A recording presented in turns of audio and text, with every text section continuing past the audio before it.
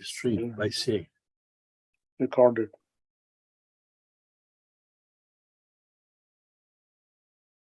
देखिए, हेलो, ये ठीक है, चल रहा है? हाँ हाँ जी, हाँ ठीक है।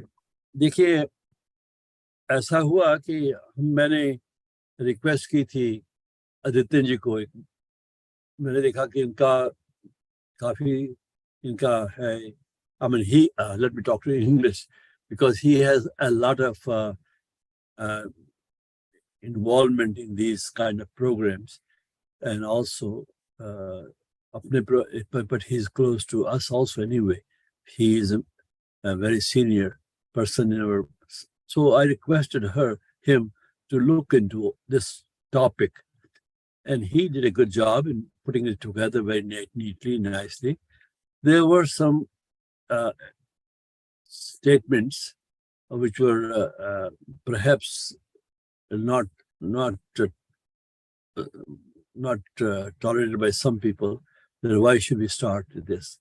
But anyway, there was nothing as said. I think we all agree to celebrate whatever we have before us, but that doesn't mean that we should close our eyes. That's not the right thing to do, because we are not political people.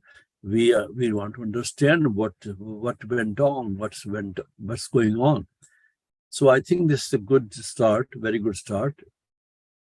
I always used to say, I still say it, Vimarsha Rupani Vidya.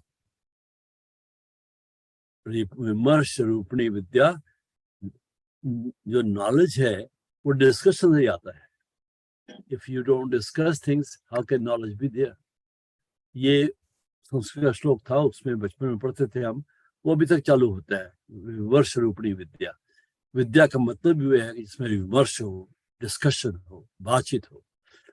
और ये topic आज का हमारा है, doctor साहब बताएंगे, आदित्य जी, वो बड़ा इसी किस्म का है कि जो है, let us get together, talk about these issues and learn more and educate ourselves. Okay जी, अब मेरे ख्याल में आप शुरू करिए जी फिर topic. Let us see what happens. thank you, Bhishmji.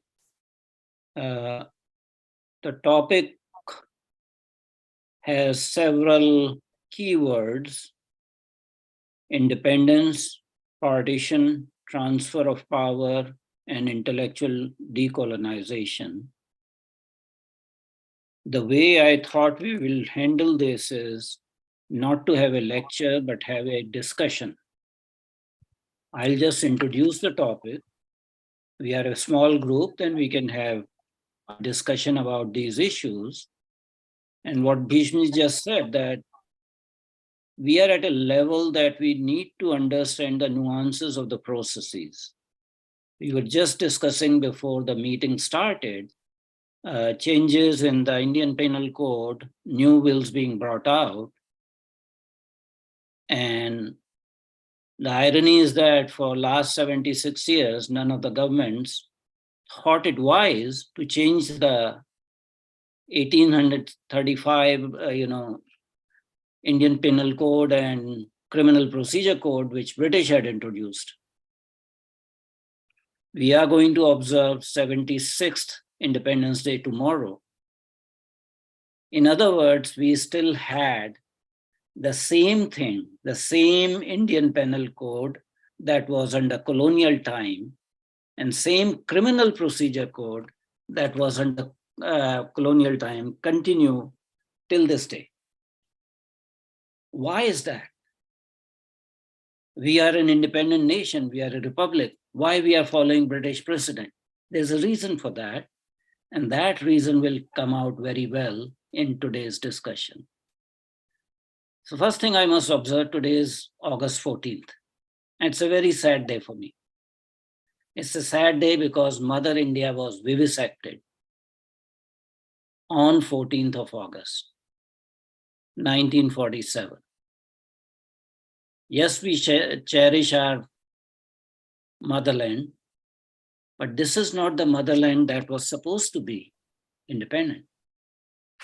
This is a vivisected motherland And 14th August symbolizes that. And after a long time, 3 years ago, the government of India, under the current administration, decided to observe solemnly August 14th as Horrors of Partition's Day, or Partition Horrors Remembrance Day. I actually sent an article by Ram Madhavji that was published in Indian Express yesterday,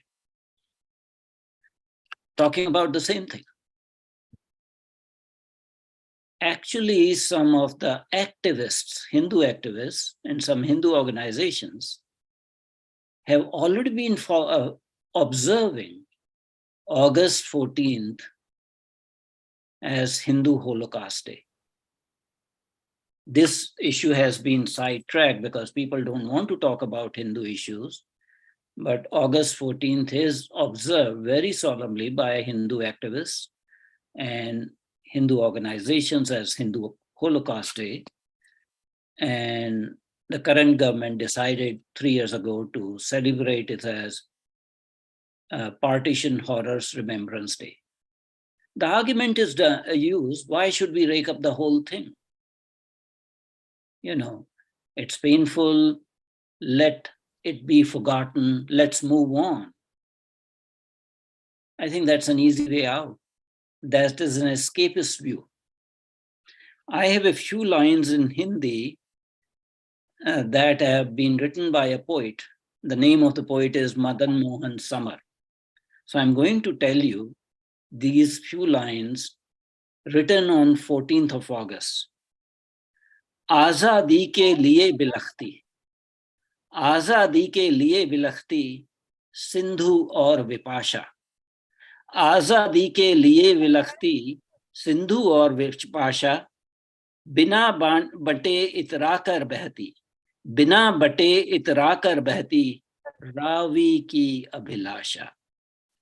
Delhi को लाहौर पुकारे, सियालकोट को कोटा, कहे कराची कलकत्ता से मत कर मन को छोटा, कहे कराची कलकत्ता से मत कर मन को छोटा, रावलपिंडी ढाका पटना, रावलपिंडी ढाका पटना, चेन्नई व मुल्तान, पटियाला व रंगल रांची, पटियाला व रंगल रांची लड़काना हैरान, पेशावर सर गोधा सखर, पेशावर सर गोधा सखर, भुवनेश्वर भोपाल, कोची से बिल्लोची की हर बस्ती करे सवाल, कौन खींच कर गया लकीरें, कौन खींच कर गया लकीरें करके लहू लुहान, कौन खींच कर गया लकीरें करके लहू लुहान, टुकड़े टुकड़े तड़फ रहा है, टुकड़े टुकड़े तरफ रहा है पूरा Hindustan. So that's the reality of August 14. However we may try to deny it, it still affects us. We are facing the consequences of vivisection of Mother India on August 14, 1947. Even this today, what we are witnessing in the political scene in India, the forces are still there. So colonial powers vivisected India into two dominions, dominion of India and dominion of Pakistan on 14th of August. And 14th of August, they had the audacity to declare Pakistan as an independent nation. You look at the priority of the British, that Pakistan was made independent before India, one day before India. And the whole process of division was done in 3 months' time. That's the irony. There was no rhyme or reason. There are, places that should have gone to India. There are places that are, in current Bangladesh that have some security implications for India. So that is about the partition. Is partition the finished job? Probably not. 15th August, we have been celebrating again, as an Independence Day. It's been 75 years. Tomorrow we are going to celebrate the 76th Independence Day. Why it is that after gaining independence, we still had the British Criminal Code. We still had the British given Indian Penal Code and Criminal Procedure Code that we were talking about earlier. Because actually what happened on 15th of August was not total independence. It was transfer of power by an act of British Parliament. And that act does not talk about independence of India. That act talks about just transfer of power. Everything remained the same. The Armed Forces Chief of India was still British at that point in time. Lord Mountbatten, Louis Mountbatten was still the Governor General. Only the power was transferred to Congress Party and Jawaharlal Nehru. And there were some documents in transfer of power which were secret for 50 years. They were supposed to have been unsealed around 1996, 1997. But Indra Kumar Gujral government made them classified and secret for, I think, another 25 or 50 years again. So there's a whole lot of story we do not know what happened, what were the secret clauses. I can tell you that Intelligence Bureau of India continued to report to MI16 till 1968. Government of India was paying a nearly annual allowance to the Queen of England for a very long period of time. So we have to really seriously think what has been told to us as Independence Day. Was it really Independence Day or just transfer of power day? Prior to that, on October 21st, 1943, Netaji Subhash Chandra Bose did declare unilateral independence when he made the provisional Indian national government, the government of Azad Hind. Actually, that provisional government of independent India was recognized by 9 countries. It had its own passports. It had its own actually currency. It had its own national flag. It had its own national anthem. So by all, and it had part of the territory, Andaman and Nicobar and some other areas in the Northeast that it had captured. So in a sense, it was an internationally recognized government of independent India. We may be very emotional about 15th of August as Independence Day, but we really need to, look at ascertain these things from a different perspective, a more advanced cognitive perspective, because we have been told a lot of things after 1947 that we got independence just by non-violence. There were no, ahimsa se de di hame azadi bina khadak bina dhal, all those kind of things. It has been brainwashed into generations after generations that India got its independence on 15th of August without any sacrifices done. But that is really not true. Thousands of people laid their lives for independence of India. And that also needs to be acknowledged when we talk about independence India. I'm going to actually play a poem for you. You will know from the voice whose poem this is. And this poem is saying the same thing as I'm trying to say.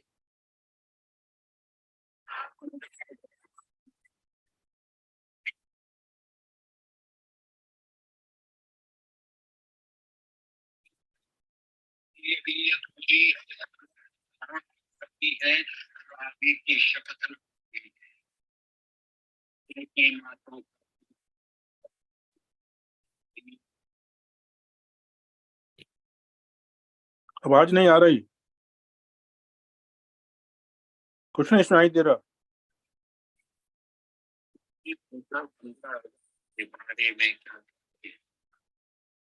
आप बता दीजिए poem, Adithyan जी, अटल जी की poem आप बता दीजिए।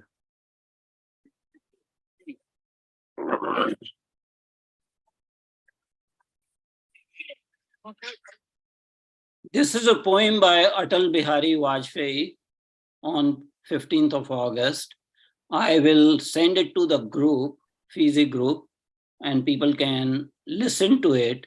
It's difficult from my cell phone to laptop, the voice is not carrying out. But Atalji in this poem is questioning as to why we are completely happy at 15th of August being an Independence Day. What he's exhorting is that, yes, what we have got, that is good. But this is not total independence. We have lost parts of Mother India. We have lost parts of our nation that are still under adverse possession. And we have to continue to work towards that. That's the message of this poem.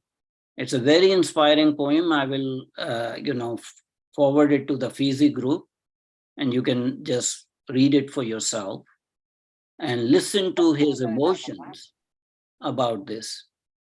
So ultimately, we have to intellectually disabuse ourselves of the notion that British people just gave independence to India on 15th of August by efforts of one party, one person, chiefly Mohandas Gandhi, without any sacrifices of life. And there cannot be anything further from truth than this. We had our first war of independence in 1857. Actually, that war of independence carried on for more than a year. The first war of independence started in May of 1857, and it continued till July of 1958. And sporadic incidents continued to happen, and the British government did not declare peace or cessation of hostilities till July of 1859. So for a period of 2 years, pretty much in northern India, in central India, parts of eastern India and western India, except for the south, there were armed struggles by different principalities and different small riyasats. And people continued to give up their lives, Bhagat Singh, Chandrasekhar Azad, they sacrificed.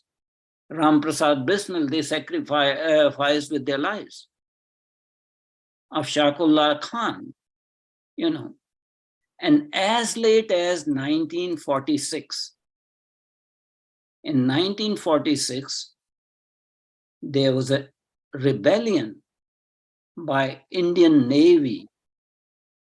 It started in Mumbai and it spread around other port cities where Navy was prominent. Indian naval officers refused to salute colonial British officers. And actually, that rebellion or that uprising was brought under control both by Congress Party and Muslim League, trying to convince the Indian naval personnel that we are going to get independence soon, please don't do this. So point I'm trying to make is that there were a lot of reasons. And the then British Prime Minister, Attlee, after he relinquished the office, he visited India later on, and he was in Kolkata in Governor's Bangalore. And an interview was recorded, and somebody had asked him, the role of Mahatma Gandhi in getting independence. And he was point blank, actually, I can cite the original things, that it was not because of Mahatma Gandhi. It was because of Netaji Subhash, Indian national force that the British realized that they could not control India by force alone, because Indian masses were becoming assertive and there were, armed uprisings happening. And they decided not to face an ignominious exit from India and decided to transfer power at that point in time. So there's a lot of information that we need to understand while we observe symbolically August 15th as Independence Day, but the process of independence is still not complete. It's a process that has to be completed. It's yet to be completed. And that process is being completed now as we are acknowledging newer and newer landmarks and milestones. We are now formally observing the birth anniversary of Netaji Subhash officially, just like we are officially now solemnly observing Partition Horrors Remembrance Day. These are very painful things to talk about, but as intellectuals, as people who can sometimes separate emotions from reality, we have to look at these things objectively and understand what is the exact process going on. I don't have anything else to say. We can have an open discussion on this now. So I'll invite people to give their comments and observations in the same vein and see where we come. I think Damleji. Damleji wants to say something. Damleji, please go ahead. Unmute yourself. Please unmute. Damleji, unmute. Damleji, you're. Yeah, can you hear me? Yes, we Yes. can hear you. As a researcher who did the research about this era, I can share you with from the British documents regarding transfer of the power. The independent transfer of the power given to the Union Act 1935. So it's a transfer of the power, not independent, number one. British seized their power and transferred to the handed over to the new administrator, number one. Number two, as you say, that the Prime Minister Attlee, when he visited Calcutta, the then governor, who was a governor for temporary and the Chief Justice of Calcutta High Court, asked him question, how much role 1942 movement, not Gandhiji, 1942 movement play in the gaining the independence. And his sentence was, one word of sentence was minimum. Minimum, it means almost nothing. And the way he talked, the second thing. Third thing, when along with the naval rebellion, Indian Air Force also rebelled 6 different places. And the combination with that, Commander-in-Chief informed the British government that it is very difficult to rule over the India by the military force, because all the 90% of Indian Army not loyal to us. Fourth thing, before the World War II, 65% of the members of the Indian Army were the Muslims. Because of the World War II and the militarization propaganda of Veer Savarkar and British need, of course, British need, the percentage changed, 65% Hindu versus 35% Muslims. That is the fourth thing happening. And the fifth thing regarding the partition time, I sent to the email, the academic propaganda say 5.6 million, means 56 lakhs Hindu migrate from Pakistan to India, and 52 lakhs, 5.2 million Muslim migrate from India to Pakistan. They try to show as a equal people migration. When I did the research, I realized that that figure did not include the migration from refugee from Bengal. And Bengal refugees started from October 47. And that started till 1971. If you add the Bengali people, refugees from then East Bengal. Total number of Hindu migration from Pakistan is 12.5 million Hindu migrate versus 5.2 million Muslim migrate from India. And it happening. So my co-author, first he wanted to put the 5.6 million and 5.2. And when I oppose him, and he say, oh, where do you have the authentic document? I say, Walter, let me tell you one thing. I do have a master degree in history. You do not have it. So you better listen to me. I know history better than you. You have PhD in political science, but nothing to do with Indian history. So what happened is this kind of the academic propaganda. And as you say, Azad Hind government, in Netaji's government, before also World War I, temporary government was established at Kabul. Under the Rana, Barrister Rana was the president of that government, and with the help from the Germany, and but it was a naam ke vaste, but it was a government there. They had the prime minister, foreign minister, and all other things. That's the first thing. Second thing, the first word of independence, 1857, it was, V. Savarkar mentioned that in the book, First World War. But before also, as soon British capture Bihar, there was a revolt against the British. There was a revolt against British in Assam, revolt in the Maharashtra also. So that thing happened in before 1857. So while studying the history, we should know these things. Of course, as I mentioned, when the 50 years of India's independence, I wrote an article for the Soviet. There are three schools of thought in Indian freedom struggle.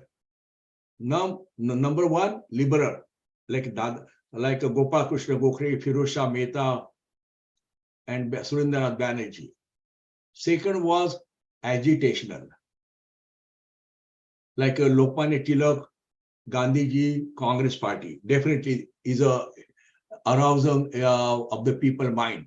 Third was revolutionary. Among the revolutionary also, there are two kinds of group. One was a hard-blooded who could not tolerate the British slavery, and they terminate the British officer and face the gallows. But there was a second school of that, which led by V. Savarkar, Shyamji Krishna Varma, then Sarojini Naidu's brother Virendranath Chattopadhyay. All of the people say no country gained the freedom without armed revolution and help from the enemies of the enemy. That's why in World War I, the Berlin Club of Indians abroad, they contacted Kaiser William, and Kaiser William promised that if once we won the war, we will give the freedom to India because it was a British colony. So these are, and the second school was along with Bhagat Singh, or with due respect to Bhagat Singh or Chandrasekhar Azad or Baga, from the Bengal, all the revolutionary. It was a local, but abroad there INA is a fantastic thing happening. This thing happening. So, but keep in mind, because Golokar Guruji in 1947, 16th of August, at the speech at Baroda, he said this independence is not an independence, it's a transfer of power. And Guruji was the target of the criticism for this kind of statement. But once you look into from the historical point and legal point of view and administration point of view, it was a transfer of power to the British India, There are 565, correct me, Princely state. Credit goes to Sardar Patel to consolidate all this state into the India. So Sardar Patel has played the important role as a what you can say, Bismarck of India. So these are things happening. Only thing, the political propaganda, but rather than condemning the political propaganda of the Congress Party for the sake of the credit, if we emphasize upon the role played by the liberal, revolutionary, the naval revolt, or Air Force revolt, and INA, important. Another important thing I would like to draw, everybody knows about the Jallianwala Bagh massacre at the Jallianwala Bagh.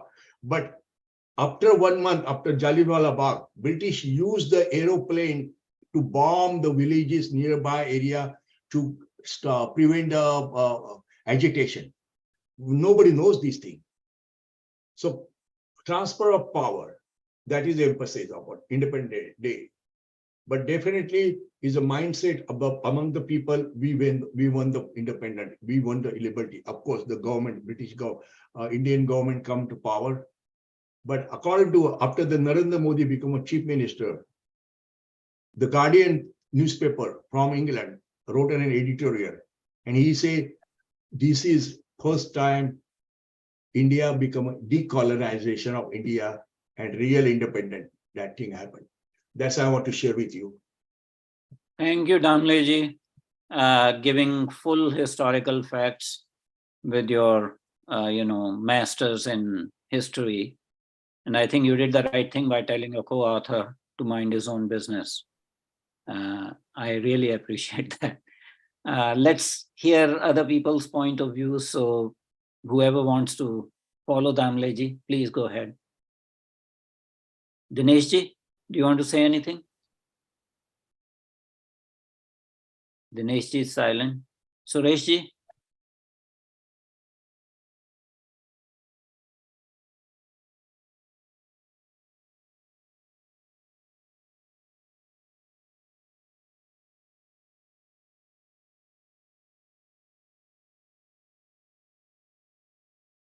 कोई और topic ले लीजिए इसमें कि कल programme हो रहा है.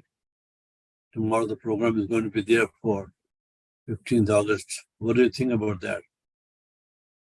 What do you think about that? Dineshji, we have been looking for you. Yeah, sorry, I was kind of disconnected somehow. And That's it all was right. difficult for me. So to you connect can again. start something else. Dineshji, do you want to give any comments or make any observations? Yeah, I need to ask one question that if we call it transfer of power or independence, why this Lord Mountbatten continued to be the head of state, Governor General, which is equivalent to President of the country? Why he continued? Why we needed him? Damleji wants to answer. Yeah, according to Freedom of Midnight author, the Jinnah immediately on 14th of August 1947, he became a viceroy of Pakistan. It was the Congress minister Pandit Nehru and Sardar Patel met Mountbatten and say, we are going to the turbulent period and a refugee problem and a riot. So we need your guidance and we want you to be a governor general continuously. And he stepped down at the 1st September 1948. Interesting thing, because of during his time, he delayed Nizam merger with Nizam state into India. He played a very dirty role. And while he doing this thing, and when he went back to 1st of September 1948, back to England, and Rajgopalachari became a viceroy, Governor General of India, pre-India. And at that time, Nehru went to Commonwealth Conference, and Nizam sent the message that I'm ready for negotiation. So Sardar Patel retorted back, what negotiation? Negotiation already gone to UK. There is no more negotiation, and he sent a police action into the Hyderabad, all these things history. So it was begged by a Congress leader to the Mountbatten to continue to be Governor General of India. So Congress leaders or just Nehru? Because No, Patel also. Let me be honest. Pandit Nehru and Sardar Patel both went to see him. Because in social media, some people say it was Nehru's affection to Lady Mountbatten, that he wanted to Mountbatten to be in India. Then let me tell you, social media and WhatsApp media universities are the most dangerous thing, because of if you go to there are Number one, Transfer of Power, 10 volumes, published by in British government. Second thing, an interesting, very good book about this period by Indian scholar. I right now I don't remember the name, but I can share the name and the book, authentic thing. So many times social media go with the emotional and half knowledge. And what's But up? they were referring India wins freedom of Maulana Azad. That somewhere in that book it was mentioned that Lady Edwina Mountbatten was responsible to continue for another year in India. It's a general thing. Nehru's crush or whatever word you want to use with the Mountbatten, that different story. Mostly playing the thing is yes, I think little bit influence during the Kashmir time, but keep in mind Kashmir Diwan grandson, Kak's grandson, he wrote a book last year published regarding the document from his grandfather and all of the thing. In the August 1947, then British High Commissioner to Delhi went to Srinagar and talk about Azad Kashmir, independent Kashmir. Then the American embassy people went there, they talk about this thing. Even the American presidential candidate Adlai Stevenson, 1953, he met Sheikh Abdullah and talk about the independent Kashmir. But let me give clear. That time, CBI and IB, both were under the control of the Home Ministry, and they gave the wrong information or misinformation. But MI, military intelligence, played a very important role. And at that time, 1947 onward, they recorded after that Sheikh Abdullah's speech at the mosque, village mosque, or different area.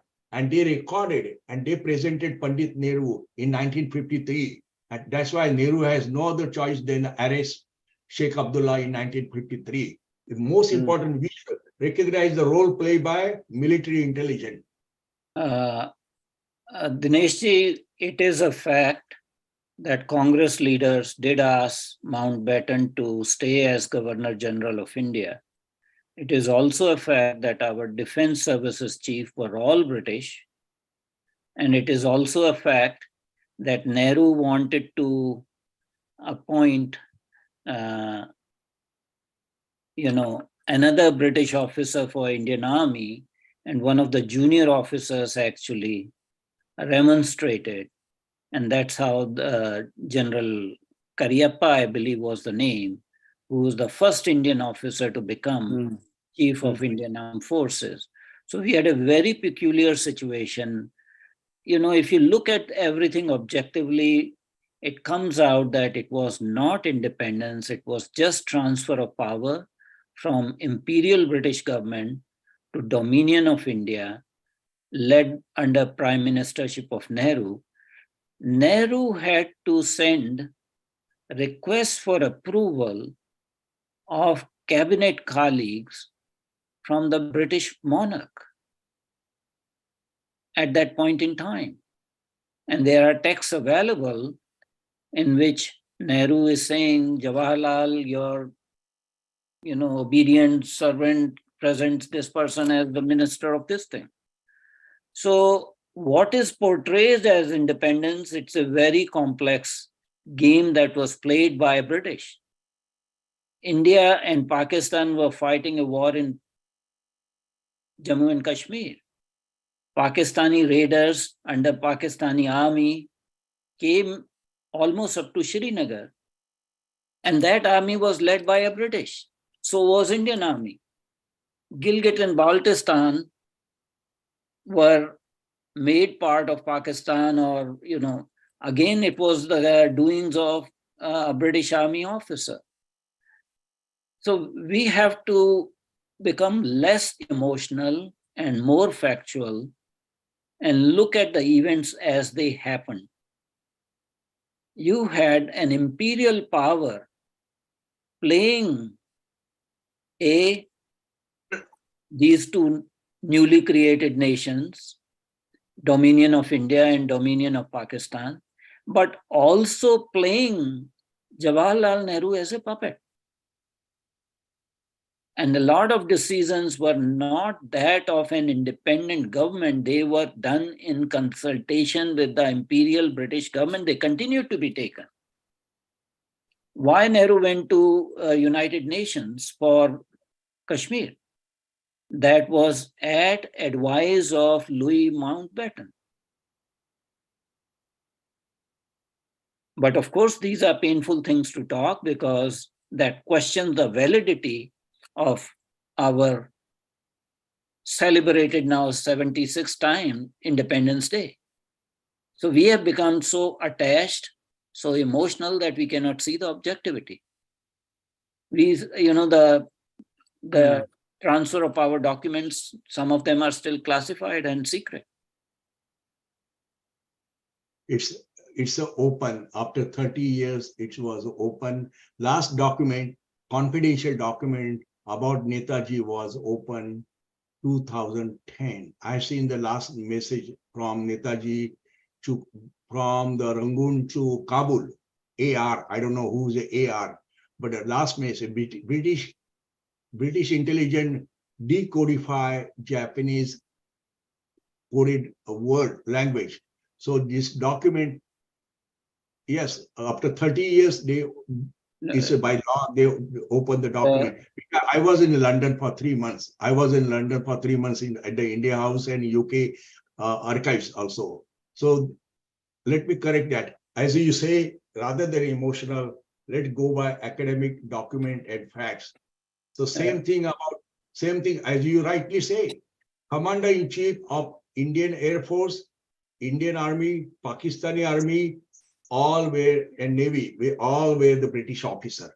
And they refused to obey the order because in the Sheikh Abdullah autobiography and other books also, Nehru wanted to use Air Force in the Azad Kashmir area.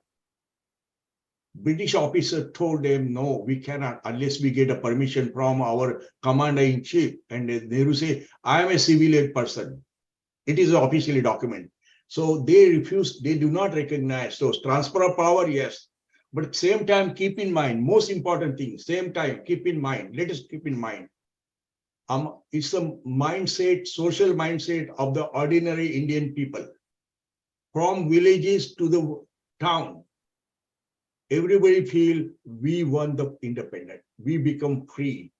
And rather when you challenge about the transfer of power, we are challenging the people popular mindset. So let's say, yes, we got independent from even the transfer of power legally, yes, but after 1947, apart from the foreign policy, apart from the military, something, British did not interfere in the state level or the budget level. So let's keep it the balance of this attitude. I hope Bhishmaji may agree with me also. So rather than taking the one side only transfer of power, along is a transfer of power technically, yes, 1935 Act. The title is the 1935 Act. Yes, it's illegal, yes, but among the people and a 95% time in India's administration, it is independent. Sureshji? I'm done. Somehow my computer is working funny today. I'm in and out of the talk most of the time. So I have heard only 5-10 minutes of Adityanji, most of what Damleji has said. But Freedom at Midnight does say that we got independence in the middle of the night, and people did celebrate on 15th August. So if that history continues, whatever Adityanji has said, I have not read it anywhere else. So if 15th August history continues, I don't see anything wrong until all the things appear in proper perspective. And that is not going to happen. And whatever mistake, historical mistake has been made at that time, let's move forward from that mistake and think about India today and India 50 years from now. Dr. Purohit ji? Learned today different than what I was taught in the school. I think millions of the students already have been brainwashed from the childhood what they're told in the books. Book says different thing. Nehru was a hero. Actually, everything about Nehru, everything about nowhere they were Subhash Chandra Bose, nowhere were about Sardar Vallabhbhai Patel. We did not learn much, maybe just few lines. But I think Nehru was a puppet of Lord Mountbatten. Even he could not speak a word when some crisis comes. He went to Lord Mountbatten, said, what should I speak now? And that is what he was. I think maybe that he was a great leader. He was a great architect of India. But I think there are a lot of things which we were taught in the school was just not those things which I hear today, and nothing was taught in the school. So my knowledge is not that much, except the college and the school, which I read the book. And I think what I hear today is a different story. And definitely that he was a great leader.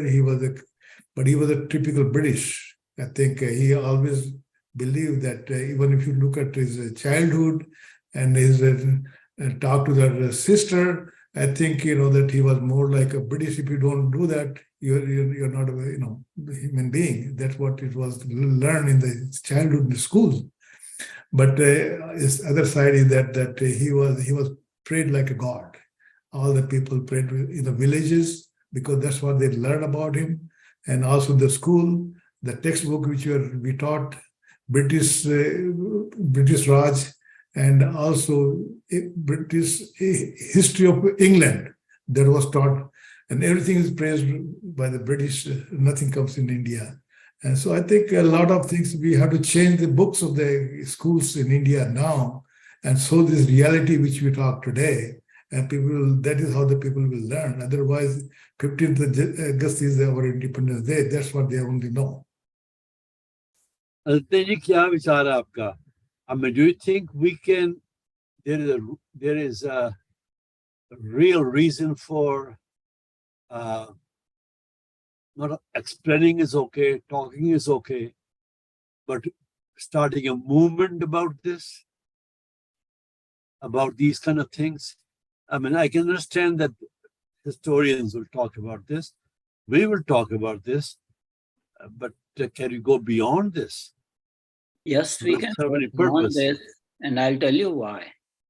Generally, it is said, people who are the victors write the history.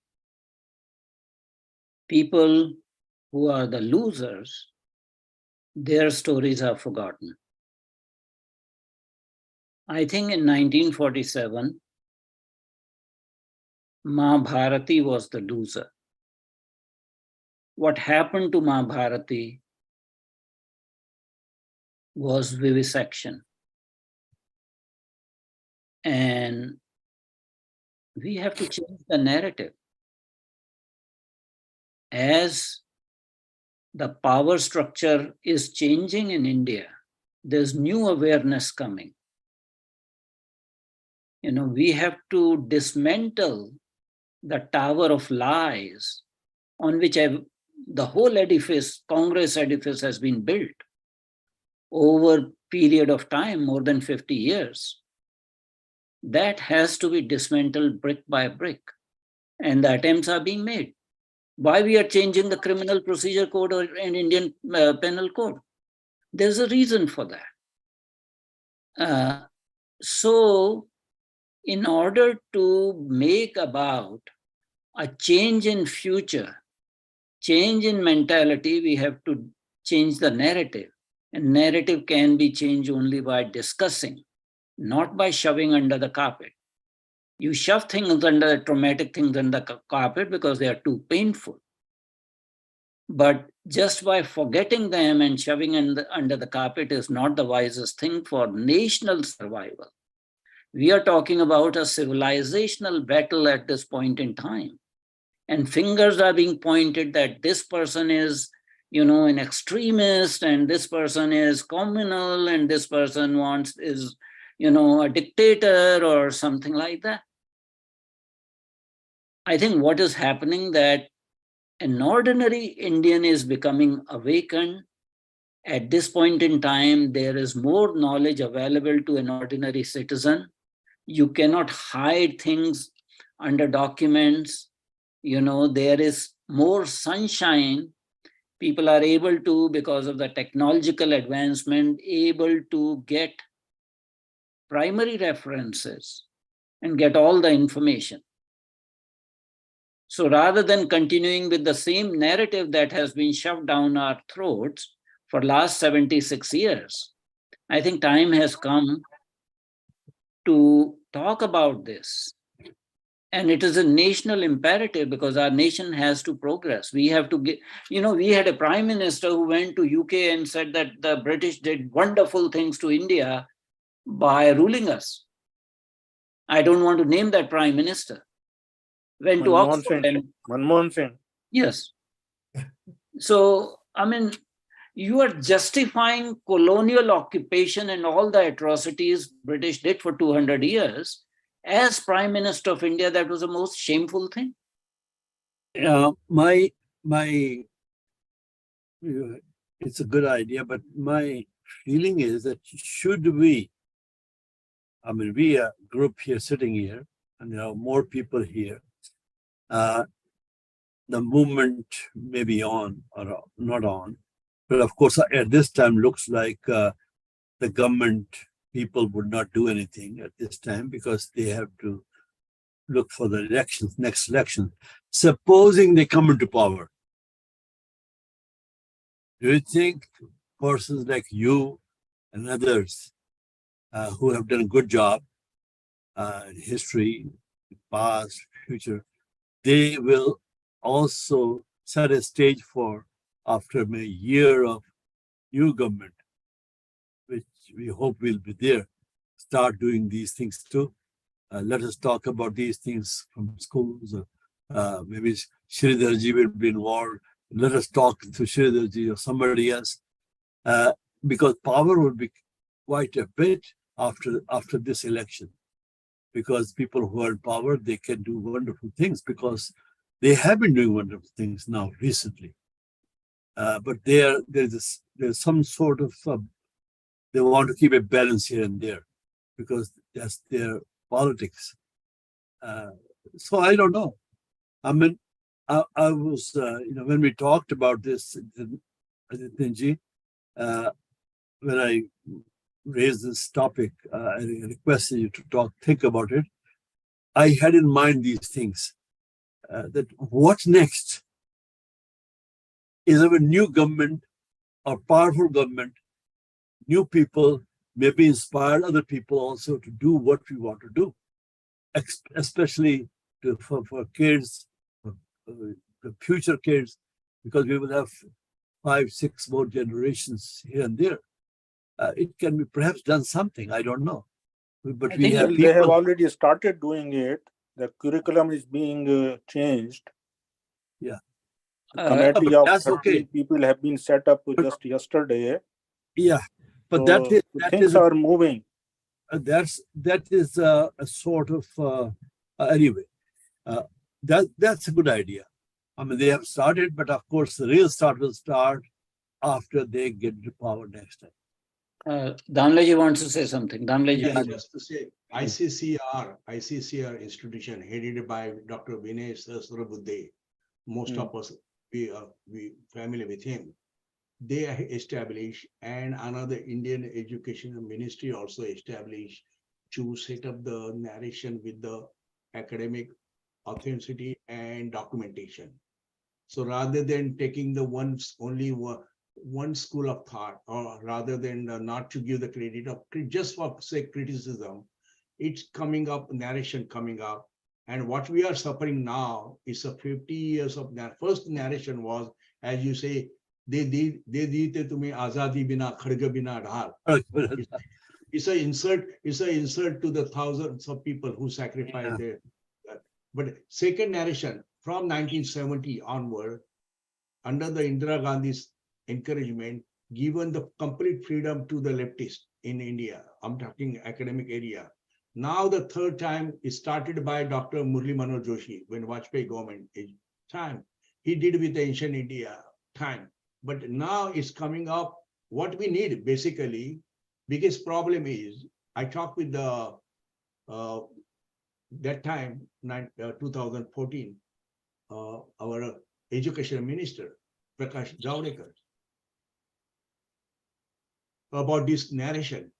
And he said, Damle, give us PhD candidate who are fluent in the Russian or French or Japanese or languages, and we are ready to give them scholarship and go up, do the more research work. Problem is, most of our Indian parents encourage our kids into the medical, engineering, IT, or commerce, MBA. Nobody encourages children to go for the history or sociology or social psychology or this humanitarian study. Biggest problem is even now the physics level or chemistry level, master program, you don't find a student. So this is the biggest problem. Unless we have the proper team who has a knowledge, methodology, and plus financial support. Financial support is there. Government of India is ready to give them, to send them abroad also. So this is the problem. What happened? We go with the hero worship, personality worship, or hero worship, and praise one and criticize other. It should not be like that. No doubt. Pandit Nehru, there is a good question. Was Indian institution ready for the full and immediate assumption of power? Yes, from the ICS level, large good number of Indians were ready to accept the responsibility. From the military also. Only problem with the foreign service and commerce.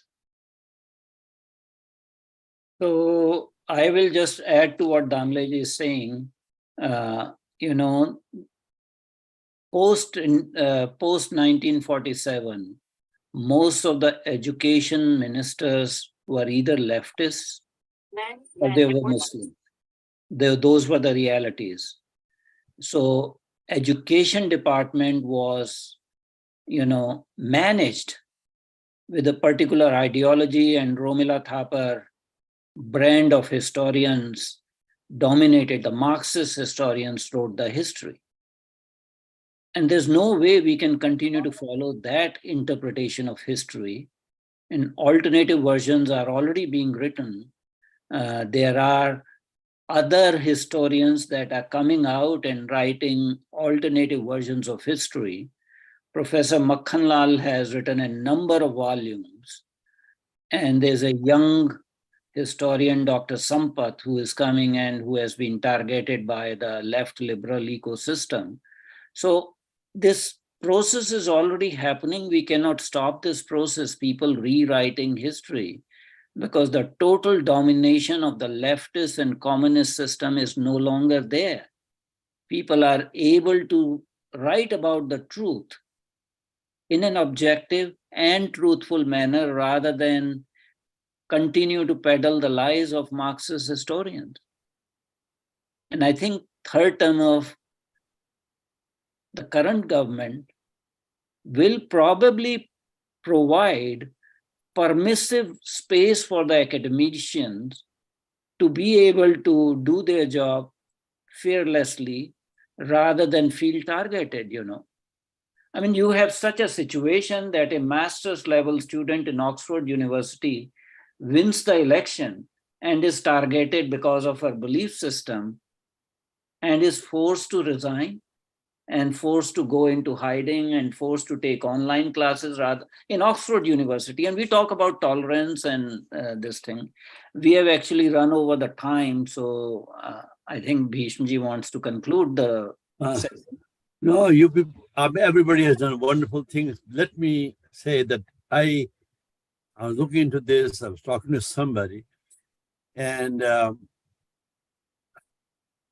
my feeling is once this organization, these people come into power, the way that things are moving, believe me, there'll be a lot of other movements then.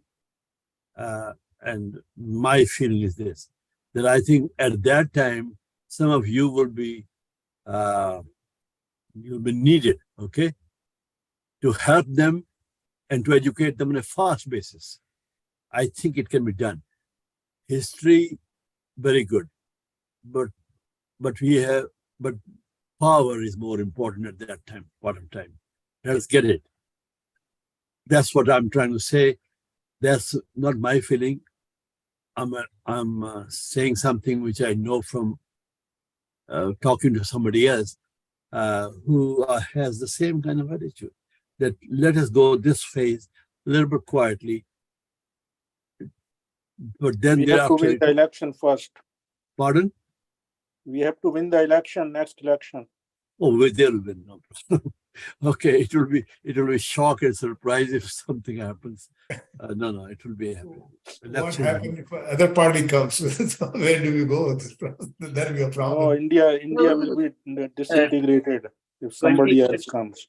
2024 Lok Sabha election would be a civilizational battle.